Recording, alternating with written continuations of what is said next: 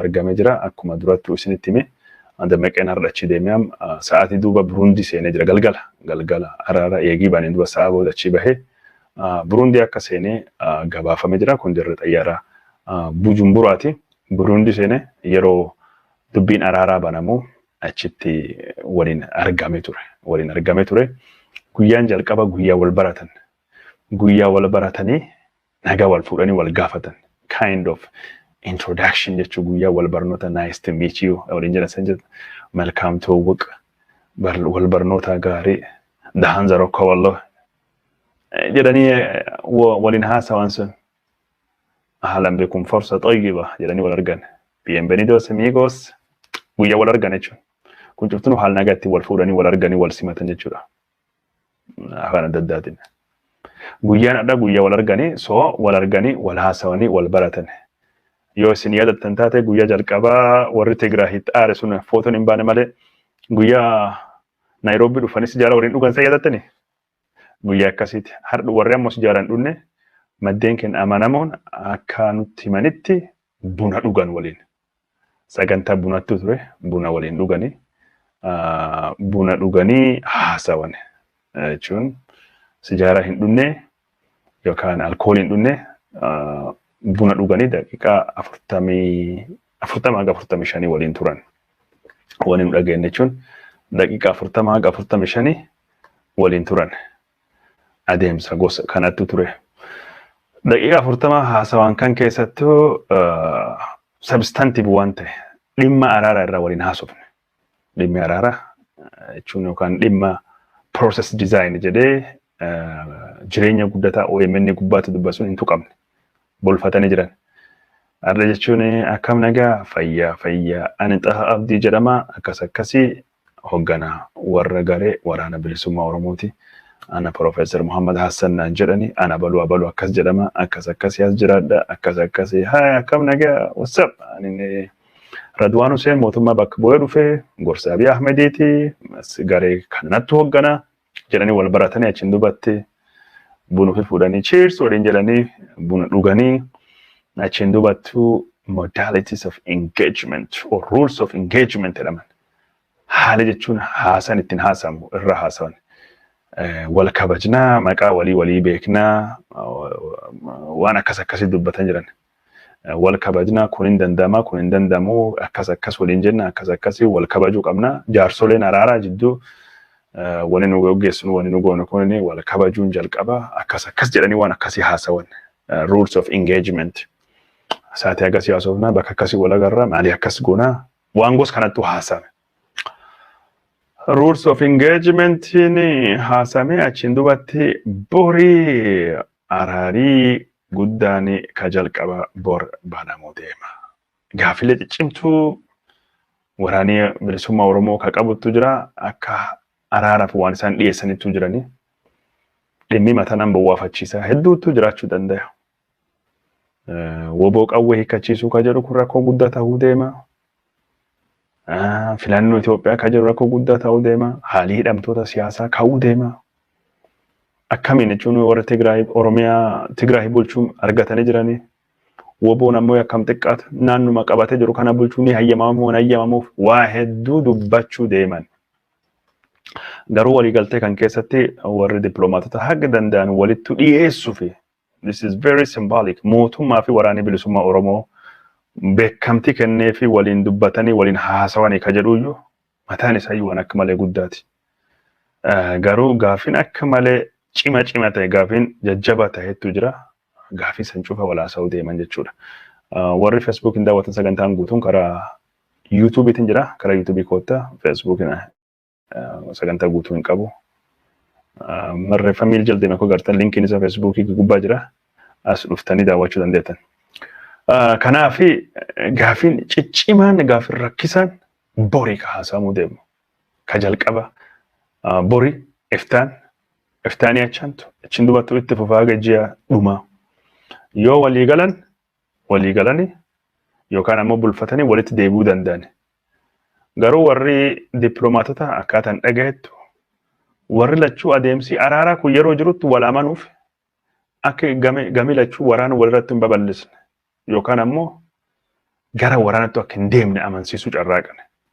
Maalamni wani dhagaa jirru Abiy Ahmed waraana fi qophaa'ee jira yoo karaa araaraatiin taate yookaan adoo araarayyuu godhatu waraana banuu danda'a waan jedhu waraanni akka nurrattuu hin banamne araara jedhee akka nu hin dagachiisne sababa araara kana fayyadame waraanni bilisummaa Oromoolee waan biraa hin goone ka jedhu gara lachuun yoo dhuftu warri dippiloomaatota carraa araaraa fi kennuu fi wal amanuufillee cessation of hostilities waraanni haa dhaabbatu waan jedhan dubbachaa jiran. Kunim substantively ka'ee jechuun akka mata dhimma guddaatu warra hin haasa'amne. Garuu borii har'a modaalitiin araaraa rules of engagementiin maal akka taate warri dippiloomaatota araarsanii qabatanii fidanii jiran. Kun jechuun akka malee amanamaatidha warruma. Akka malee amanamaa irraa waan haasawaa jiruuf jechuun wanni kun tokkollee seetii yookaan waan ammal'ee haasawaa jiru miti waan qabatamaa achi jiru. Borammoo qabatamaan waan jira oolmaa borii simbiraan geenna. So oolmaa har'aa keessattuu kanattu jira. Irraa kaasee dhimmi gurguddaan ka'uu deema.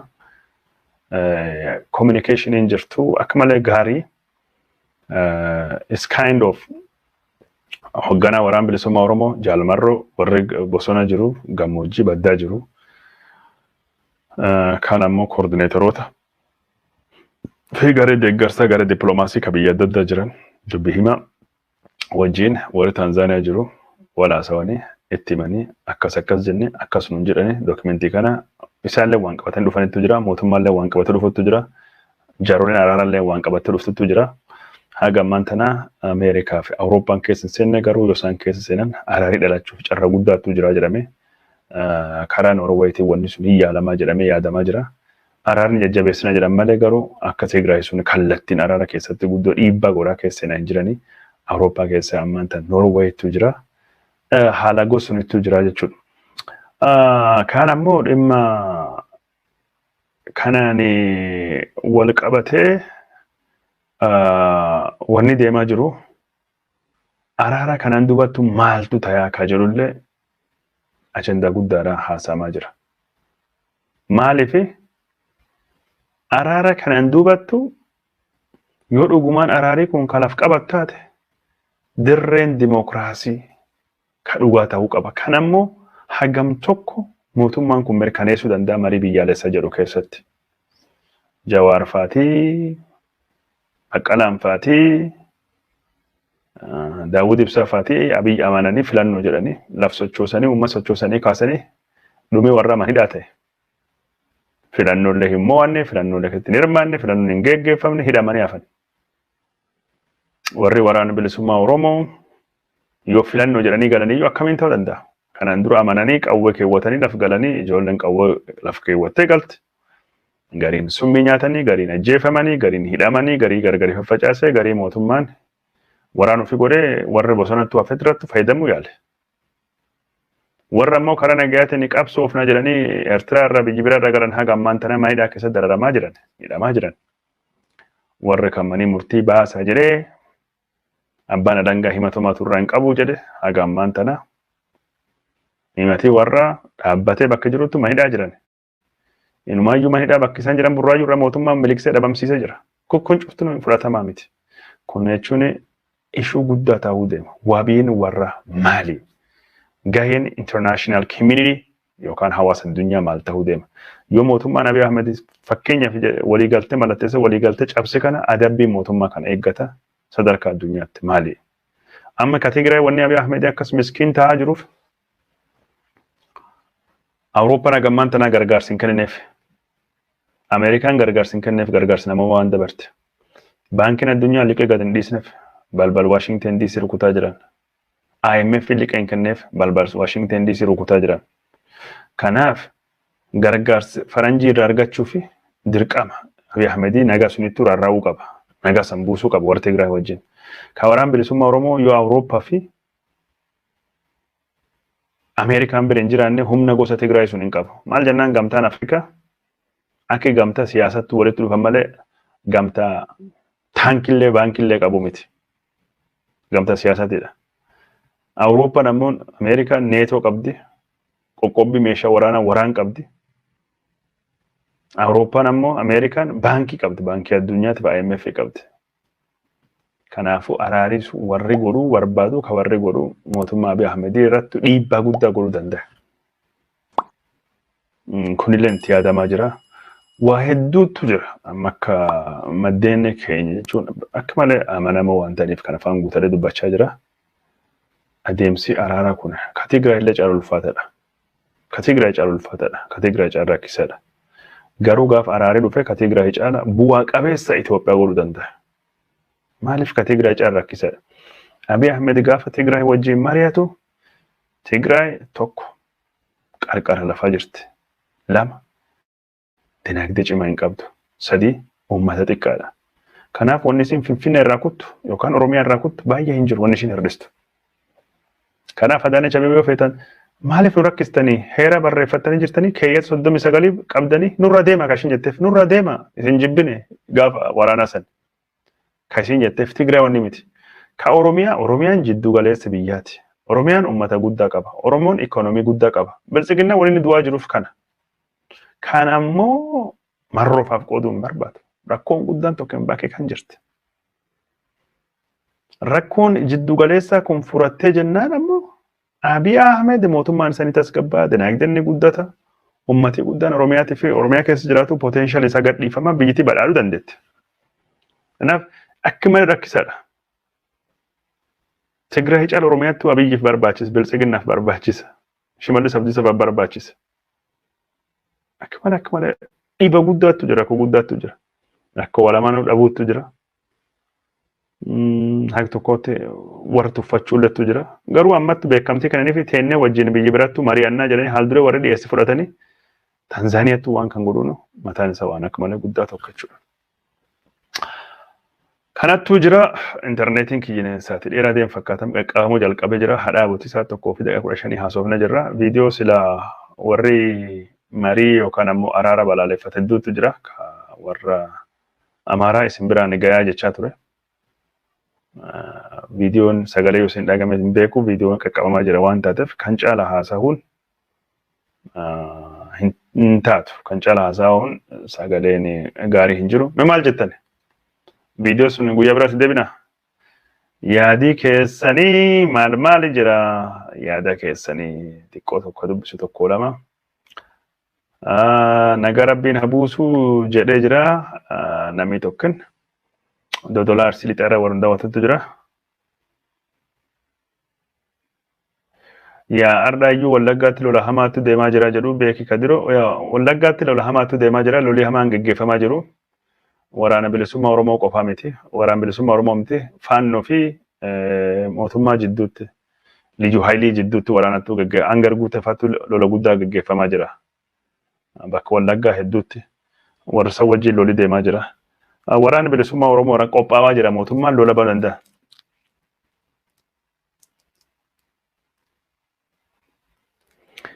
Ani Tanzaaniyaa irraa hayyoota keenya simannaa hoowwadhaan simannee irraa baga gammaddanii ijoollee Oromoo. Miftaa Jimmaa Tanzaaniyaa jira hayyoota keenya haloowwan simannee jira. Hin beeku Miftaa Jimmaa keessa naquun namme wal gaafannaa. Okay, kan warra nagaa gaafatu. Yes, Pastor Banti is from Dambidolo. Jedha Tasfaatola Banti wujuru Dambidolo nan beeke sirri.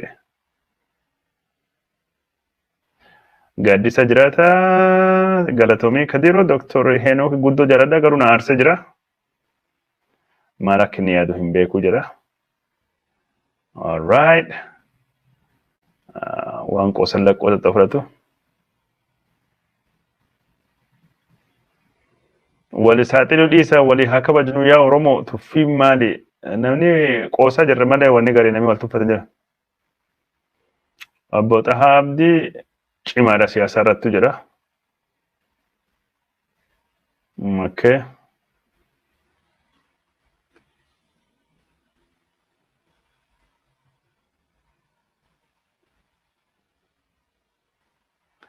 Okay, I think yeah, one Dr. Henok Qoosaa jedhe waan garii wanni yaadii isa kaammaan tana ejjannoon isa naa hin galle asanum jechuuf barbaade malee akki birattuu ilaalaa hin jiru. Akki birattuu ilaalaa hin jiru. Oduu sila mirga bitaa ilaalee yaada araarsee akkasitti deeme akka malee gaaruma jechumaaf waan biraatu miti.